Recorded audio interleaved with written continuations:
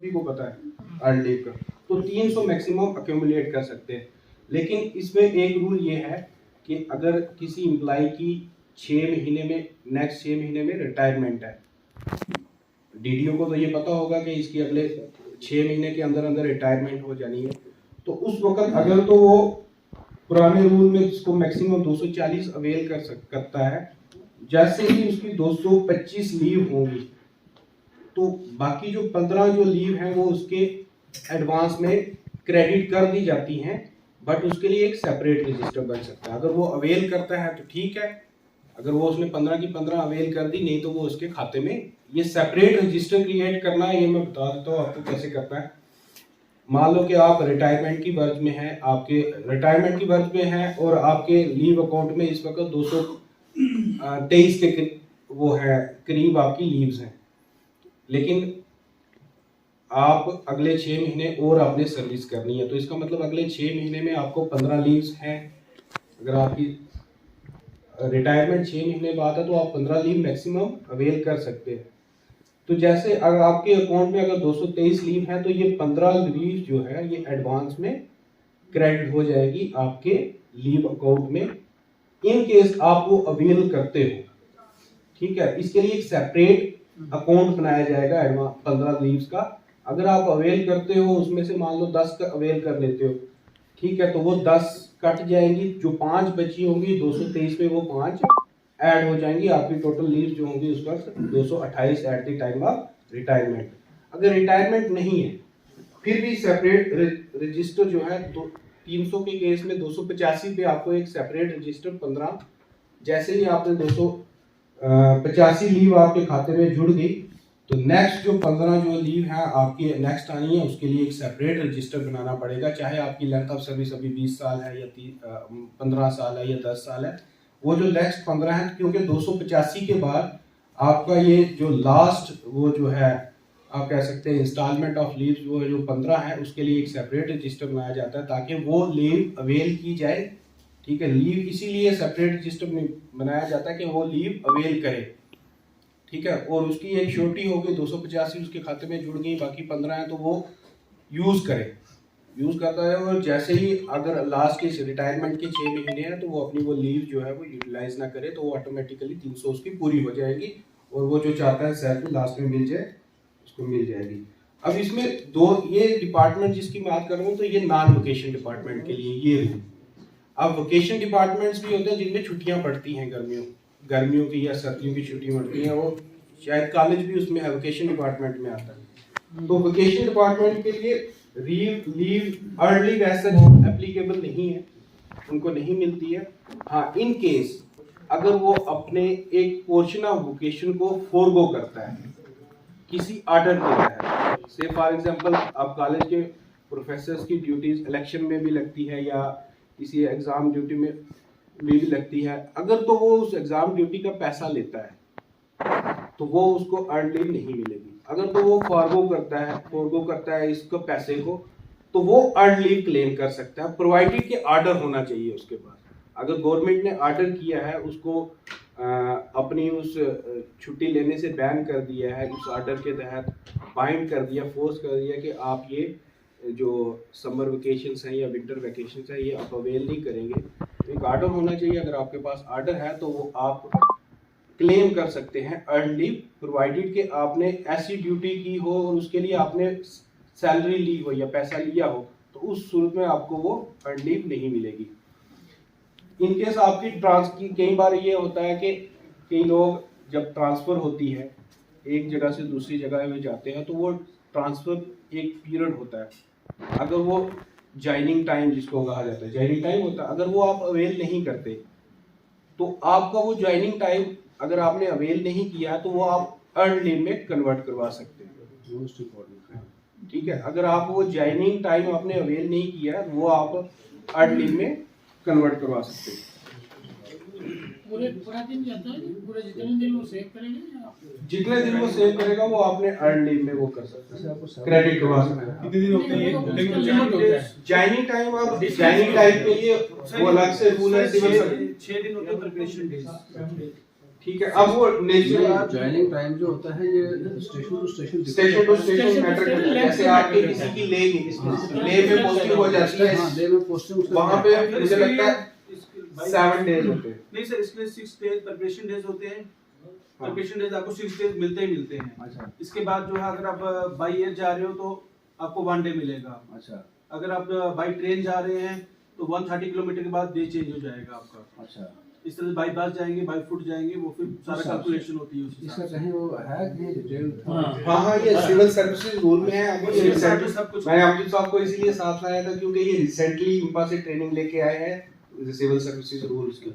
तो ये इनको भी मैं बोलूँगा कि वो जो भी है आपकी क्यूरीज जो है वो ये भी, क्योंकि अभी इन्होंने रिसेंटली ही सीखा है तो इनको उसके बारे में अभी उनके माइंड में ही है क्या क्या चीज़ें हैं। बट सिविल सर्विसेज रूल जो है हमें एक बार ज़रूर पढ़ना चाहिए, क्योंकि सिविल सर्विसेज रूल ही के थ्रू हम गवर्न किए जाते हैं। ठीक है, हमें पता होना चाहिए कि हमारे राइट्स क्या हैं और अच्छा अगर लिमिटेशंस क्या रफी हैं। साहब, अगर कोई बंदा ज्वाइन करता है, ज्वाइन करने के बाद हाँ, क्लैम करता है अपना डीएडी क्लैम करता है, उधर से वो 6 से 7 दिन में से 5 दिन अपना अर्न लीव कर लेता है, तो क्या वो अर्न लीव क्लैम करने के बाद वो डीएडी भी क्लैम कर सकता है? बिल्कुल बिल्कुल, अगर उसने ज्वाइनिंग टाइम अवेल नहीं किया है तो वो उस ज्वाइनिंग का अर्न लीव क्लेम कर सकता है। अच्छा, बाकी टीए तो उसको मिलना ही है। तो जो टीएडी के जो रिवाइज रूल्स आए हैं इस बार में, हाँ, रिवाइज आए हैं टीए की थोड़ा यार रिवाइज विशेष है अंडर 7th पे कमीशन ना टीए के रूल्स भी रिवाइज हुए। ठीक है, उनकी एडमिसिबिलिटी वो अंडर 7th पे, लेकिन वो बहुत वास्ट टॉपिक है। अभी लीव के लीव को ही कंसंट्रेट किया जाए इस वक्त तो मेरे ख्याल 300 बन गया है। हाँ ये क्या वो 300 वो पे इस पे ग्रेड पे है कि कितनी हाँ, grade पे है, क्लास वो वन का मैट्रिक्स 500, पूरा बना हुआ है, आप क्लास कितना अवेल कर क्लास सकते सेकंड का 300 रुपए है TAD वाला। 358 अब जो लीव है, अर्न लीव जो है वो जो 4 मंथ अवेल कर सकते हैं एट वन गो आप 4 मंथ मैक्सिमम अवेल कर सकते हैं। उसके बाद ब्रेक देनी है। अच्छा, अगर किसी ब्रेक ने 15 महीने की सपोज अर्न की, मिलेंगे 10 महीने। वो जो ऊपर वाले 5 महीने हैं, नहीं, वो अकोमोडेट होगी। तो अभी 10 अच्छा अगर मैं अर्न लीव सपोज मैं इस वक्त लीव ले लेता हूँ महीने की, वो मेरी 15 महीने 2 दे 15 मंथ, नहीं, तो 15 10 महीने में से आप मैक्सिमम 10 महीने ही 10 सेव कर सकते हैं। तो 10 महीने में से डिक्रीज होगी। हाँ, जो महीना में। मैंने वही कहा ना कि जब आपकी 285 हो जाएगी, मतलब 9.5 महीने जब हो जाएंगे, आपका एक सेपरेट रजिस्टर बन जाएगा। और अभी भी मुझे लगता है कि 240 के हिसाब से ही चला जा रहा है ऑफिस में, 240 के हिसाब से यही है। हाँ, प्रैक्टिस में 240 के ही हैं। तो 240 के बाद आपका जो है ना एक सेपरेट रजिस्टर बन जाता है, ताकि आपकी जो है अकोमुलेशन ना होती है। आप जो कह रहे हैं कि अकोमुलेट होना है, तो वो 6 महीने आपको जो है 240 के बाद 60 दिन जो है वो आपको क्या करने हैं, अवेल करने ही करने हैं। अच्छा, जैसे हम कॉलेज के लोग से फॉर एग्जांपल हमें छुट्टियां हुई और छुट्टी में हमने 15 दिन जो है हमें ऑर्डर मिल गया कि 15 दिन आप जो है रिटायर है कहाँ कॉलेज के अंदर, उन 15 दिन के बदले में हमें कितना मिलेगा इसमें? मैं 15 दिन आपने क्या किया है, कॉलेज में ड्यूटी की है ड्यूरिंग वेकेशन, तो आपको एक अगर आपने 15 दिन से ज्यादा की है तो आपको पूरा महीना मिलेगा। 16 दिन किए हैं तो हाँ, महीना मिलेगा।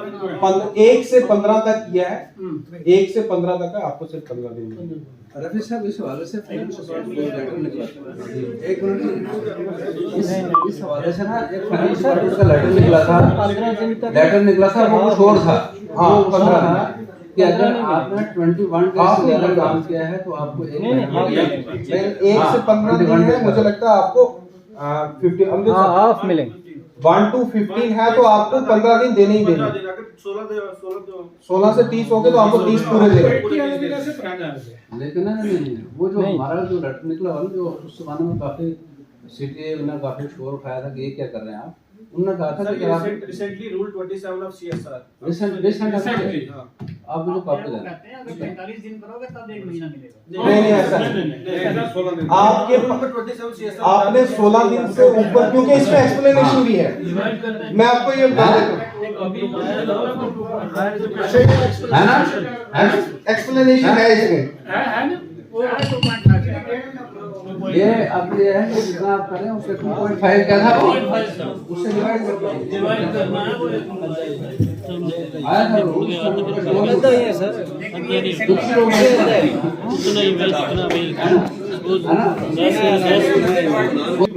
प्रोवाइडेड दैट ही हैज, किसी भी एम्प्लॉय के लिए लिखा has been prevented by such order, such order में कोई भी government order, from enjoying more than 15 days of the vacation, he shall be considered to have availed himself of no portion of the vacation।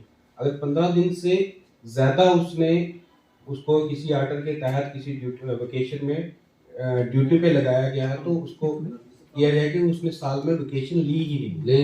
अगर vacation नहीं ली है, ये clear है ना? ठीक है, तो वेकेशन तो उसको वो 1 महीना देना ही देना। ठीक है, अगर 1 से 15 है तो उसका मतलब उसने पोर्शन लिया है वेकेशन का, तो उस पोर्शन के हिसाब से उसको 15 देने ही देने। 1 से 15 के तक अगर उसने वो ड्यूटी की है तो उसको 15 दिन देने ही देने। उसके हाफ ही है 15 तक हाफ है, 15 तक हाफ मतलब साल, देखो ना, आप इसमें ये मत कंसीडर करो कि उसने लीव मतलब सर्विस 1 दिन की है, उसने 1 साल सर्विस की है। सर्विस तो आपने साल ही की है ना पूरी, एक कंप्लीट ईयर। एक कंप्लीट ईयर में आपको वेकेशन आ गई, आपने वेकेशन का पोर्शन लिया या वेकेशन फुल ले ली, 15 दिन से ज्यादा मतलब आपने पूरी आपने वेकेशन को अवेल ही नहीं की।